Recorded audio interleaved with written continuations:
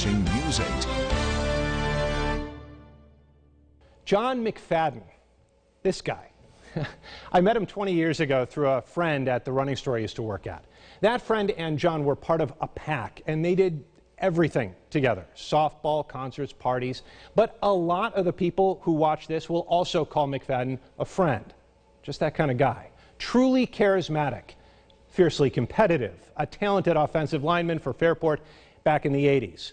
Always there to help with a move, Air Force, even his jeans were ironed.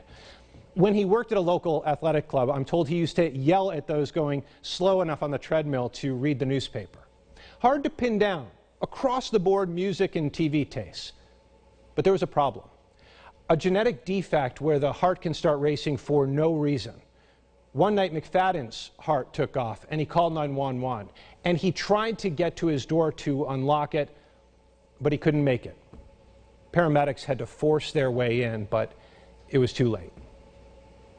That was mid-September 2010, 10 years ago. Seconds. They could have made all the difference. And what if I could go back and be there to unlock that door? I often think about that kind of thing for all sorts of tragedies. A dream born out of my desire to change the unchangeable, and the frustration that comes with my inability to do that. Chances are you felt the same way too, some of you in the extreme.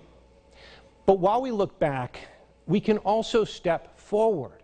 We can promote advancements in science and medicine and emergency response. And if we do that, maybe we can buy enough precious seconds to save a life. Or maybe we can fix a problem and remove any worry about cutting it close, so that next pack doesn't lose their McFadden. To John's friends out there, to my friend Craig, I'm so sorry. May you find more peace than pain in your memories of him.